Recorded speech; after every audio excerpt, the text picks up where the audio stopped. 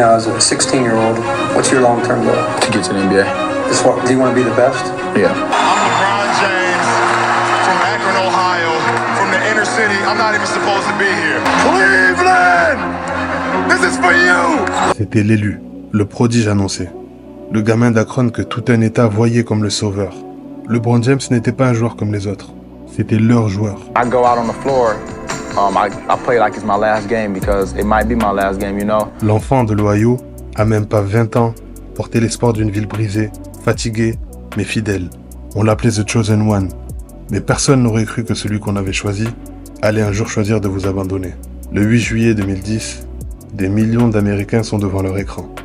LeBron est là, le regard glacial. Et puis cette phrase tombe. And this fall, I'm going to take my talents to South Beach and join the Miami Heat. How do you explain this to the people in Cleveland? I never wanted to leave Cleveland. Comme une sentence. Et d'un coup, le héros devient un traître. L'enfant du pays tourne le dos à sa ville. Il quitte Cleveland pour rejoindre l'équipe de Dwayne Wade, déjà champion sans lui, et former un Big Three clinquant avec Chris Bosh à Miami. Il ne voulait plus perdre. Il ne voulait plus affronter Boston et leur armée de vétérans. Alors il a fui. Il a laissé derrière lui sa ville, son histoire et sa destinée, pour des titres moins glorieux que ceux qu'il aurait pu offrir à Cleveland. Et pendant qu'il souriait devant les caméras, à Cleveland, on pleurait. On brûlait son maillot dans les rues comme on brûle le portrait d'un roi déchu. Parce que ce que LeBron a fait ce jour-là, ce n'est pas juste un départ. C'est la pire trahison de l'histoire de la NBA. Cleveland, une ville grise, froide et brisée. La ville des défaites, des usines fermées, des jobs disparus. Mais en 2003, un espoir naît. Il a 18 ans, il vient d'Akron à quelques kilomètres de là. Il n'a même pas encore joué une seule minute en NBA et déjà, tout le monde l'appelle l'élu. LeBron James, c'est plus qu'un basketteur. C'est le gamin que Dieu aurait envoyé pour sauver une ville abandonnée de tous. Quand Cleveland le draft avec le premier choix, c'est un miracle. Et tout le monde y croit. Les fans, les enfants et les anciens. Il peigne des fresques à son effigie. Il porte son numéro 23 comme un symbole. C'est le héros de tout un État. Mais ce héros va vite se retrouver seul. We got better players than him in this position already on our team, bro. I don't think you can really just bring a high school player in and really just think your team gonna really turn around like that. Dès ses premières saisons, LeBron est incroyable. Il fait gagner une équipe qu'on pensait morte. Il enchaîne les records, les highlights et les cartons à plus de 40 points par match. À 22 ans, il traîne Cleveland jusqu'en finale NBA, seul contre le monde. Mais en face de lui, les San Antonio Spurs. Duncan, Parker, Ginobili, un rouleau compresseur. Et Cleveland se fait balayer, 4-0. LeBron, lui, ne dit rien. Il encaisse. Et il revient chaque année, avec plus de muscles, plus de rage et plus de talent. Mais le problème, ce n'est pas lui. Le problème, c'est tout ce qu'il n'a pas autour de lui. Pas de vraie star ou un talentueux coéquipier sur lequel s'appuyer. Pas de vrai coach non plus. Un front office qui enchaîne les erreurs et les mauvais choix. On lui promet du renfort, on lui donne Larry Hughes, Antoine Jamison ou un Shaquille O'Neal en fin de vie. Et malgré tout, il continue. Pour sa ville, il donne tout. Mais il perd, encore et encore. Et surtout, contre Boston. Ce maudit Boston. Garnett, Pierce, Allen, Rondo, la même équipe qui lui barre la route en play-off. Chaque année, c'est le même cauchemar. Et là, quelque chose se brise. Pas dans son jeu, mais dans son regard. L'enfant de Cleveland commence à regarder ailleurs. Et pendant que la ville l'encourage, le soutient et croit en lui, lui en silence, commence à se dire « Et si je ne pouvais pas gagner ici ?» L'été 2010, c'est peut-être la free agency la plus attendue de tous les temps. Des joueurs incroyables, tous en fin de contrat. Tous libres de choisir leur destin. Dirk Nowitzki, Paul Pierce, Stoudemire, Chris Bosh, Joe Johnson et surtout LeBron James. LeBron est au sommet de son art. À 25 ans, il est déjà double MVP et considéré par beaucoup comme le meilleur joueur au monde. Et pour la première fois de sa vie, il est libre. Libre de quitter Cleveland. Libre de tourner le dos à sa ville et de faire un choix que personne n'ose imaginer. Pendant des semaines, les rumeurs s'enchaînent. Des spots publicitaires envahissent Times Square. Les Knicks lui promettent la grandeur de New York et du Madison Square Garden. Les Bulls le voient comme l'héritier de Michael Jordan. Les Nets lui offrent des parts de l'équipe. Les Cavs le supplient de rester, lui qui est l'enfant du pays. Et Miami prépare un coup de maître. LeBron les écoute et il observe. Des réunions secrètes s'enchaînent dans les hôtels de luxe. Les dirigeants défilent. Certains amènent des bagues, d'autres des plans, des discours ou des promesses, mais un homme impressionne plus que tous les autres. Pat Riley, le parrain du hit, l'homme aux 7 bagues de champion. Il pose ses trophées devant LeBron. Il ne vend pas une ville, ni un rêve. Il vend une dynastie. LeBron appelle Chris Bosh, puis Dwayne Wade. Les trois discutent, se concertent et imaginent un avenir ensemble. Un trio qui pourrait changer l'histoire du jeu. New York, trop bancal car l'effectif n'est pas solide. Chicago, le projet est trop incertain. Cleveland, trop d'échecs par le passé, trop de solitude et aucun renfort. Miami, la seule équipe prête à accueillir les trois stars. Alors LeBron fait son choix. Mais il ne va pas l'annoncer comme tout le monde. Non, il va faire beaucoup de bruit.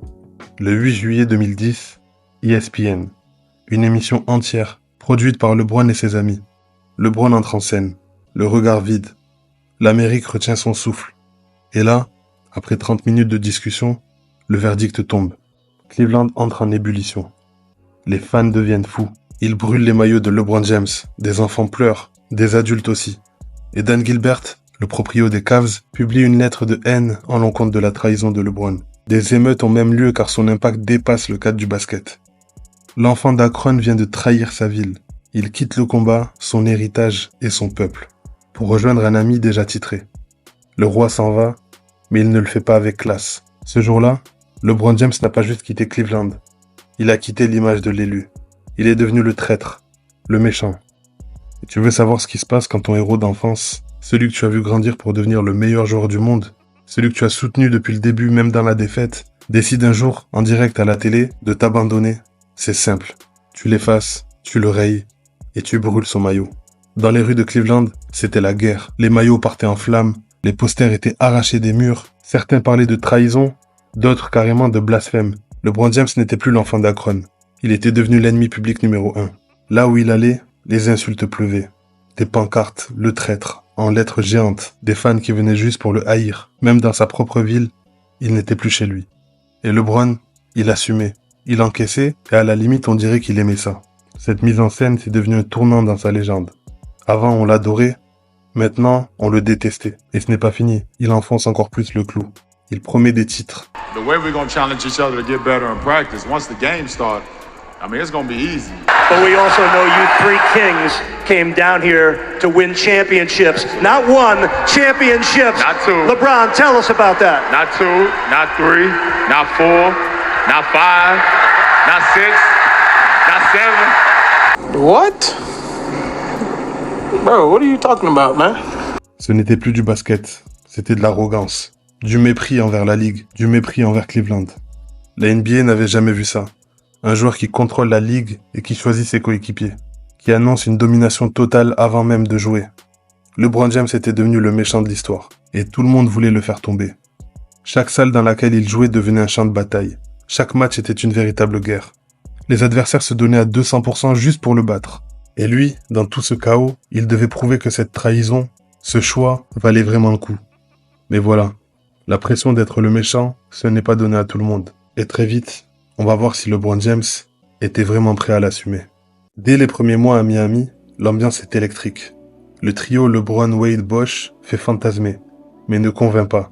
Les automatismes ne viennent pas directement. Mais après plusieurs matchs, l'alchimie commence à prendre. Et Miami finit deuxième de la conférence Est, derrière les Bulls de Derrick Rose. LeBron finit avec des stats de 26,7 points, 7,5 rebonds et 7 passes sur la saison. Le climax, c'est en finale NBA. Les finales 2011 face aux Dallas Mavericks, face à un certain Dirk Nowitzki, l'un de ses agents libres qu'il aurait pu affronter ou rejoindre cet été 2010. Un Dirk Nowitzki qui lui n'a pas fui. Un Dirk qui est resté fidèle à sa ville. Et qui va le faire payer. Pendant toute la série, LeBron est méconnaissable, passif, timide et parfois transparent. LeBron James, l'élu, le prodige, se fait éteindre. Il est sur le terrain, mais c'est comme s'il n'était pas là. 8 points pendant le match 4. Et sur la finale tout entière, il finit avec des stats de 17,8 points, 7 rebonds et 6,8 passes par match. 8 points en finale NBA. Pour un joueur qui se veut être le meilleur du monde, c'est une humiliation. Et le monde entier regarde.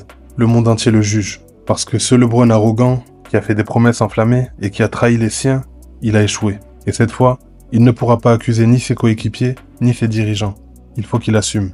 Lui seul. Lui qui voulait tout contrôler et tout gagner. Et à la première vraie épreuve en face de lui, il s'est écroulé. Et tu sais ce qu'il a fait après cette défaite? Il s'est enfermé. 2 semaines, silence radio. Aucune interview, plus présent sur les réseaux, plus rien. LeBron James a compris une chose. Quand tu choisis de porter la couronne, Il faut en assumer les conséquences. Mais voilà, ce que peu de gens disent sur LeBron, il encaisse, il n'oublie rien et il revient plus fort. Ce silence, cette douleur et cette honte, il les a digérés et il en a fait une affaire personnelle. L'année suivante, il ne sourit plus. Il ne cherche plus à être aimé et il ne fait plus le clown devant les caméras. Il rentre dans les salles comme un tueur à sang-froid. LeBron est devenu chirurgical. Post-up, drive, lecture défensive, passe décisive, il est partout. Et surtout, il a compris. Si tu veux être un champion, tu dois tuer tes doutes et tu dois tuer l'ancien toi. Et c'est exactement ce qu'il fait. En 2012, il revient en finale. Cette fois contre une jeune équipe affamée, le Thunder d'OKC, avec Durant, Westbrook et James Harden. Mais pas question de trembler. LeBron les démolit, physiquement et mentalement. Il est injouable. Et quand la dernière seconde du Game 5 retentit, il explose. Enfin, le titre. Celui que personne ne pourra lui enlever. Celui qu'il est allé chercher en souffrant, en tombant et en se relevant. Et à ce moment-là, LeBron James n'est plus le gamin de l'Ohio. C'est un monstre, un leader et un champion.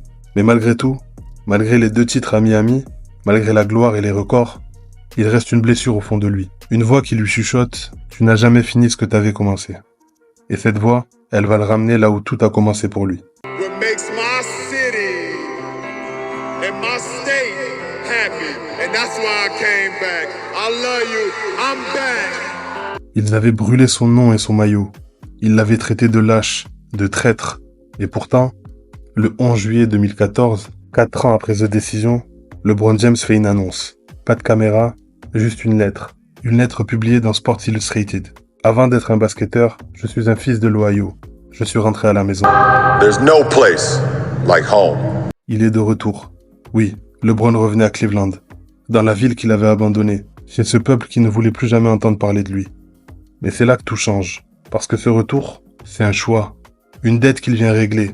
LeBron n'est plus le même, et cette fois, il ne vient pas pour fuir la défaite, il vient pour affronter son passé. À ses côtés, Kyrie Irving, le joueur au handle de magicien. Il fait venir Kevin Love, un All-Star au poste 4.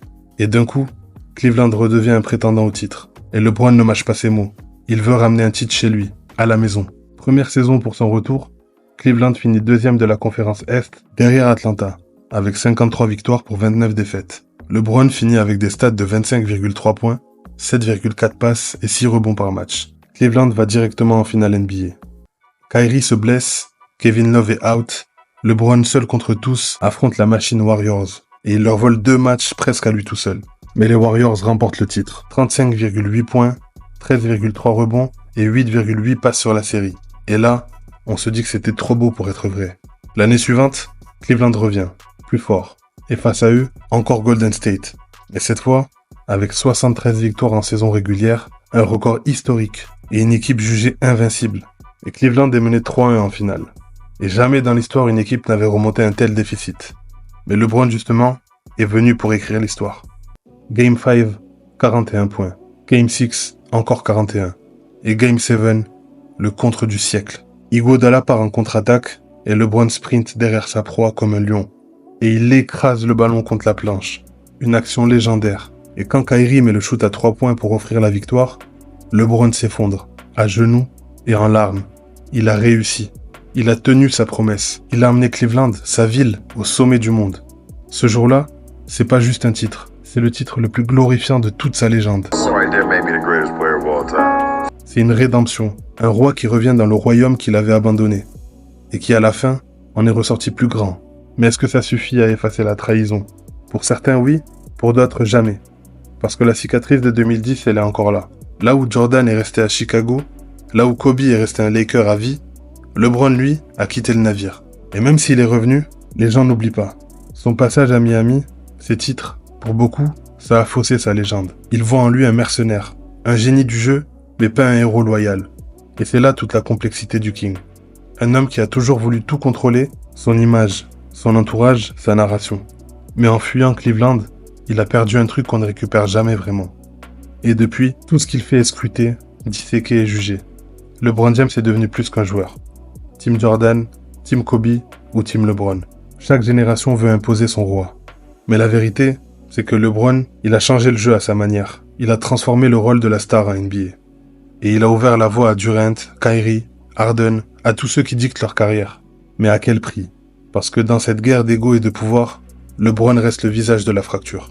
Il est celui qui a brisé le mythe de la fidélité. Et en même temps, celui qui a rendu possible les plus grandes dynasties modernes. Alors oui, c'est l'un des plus grands de tous les temps, peut-être même le plus grand pour certains. Mais dans l'histoire de la NBA, son trône est différent des autres. C'est un trône forgé dans l'excellence, mais aussi dans la controverse, la douleur et la trahison. Et c'est peut-être ça, au fond, qui rend sa légende aussi fascinante.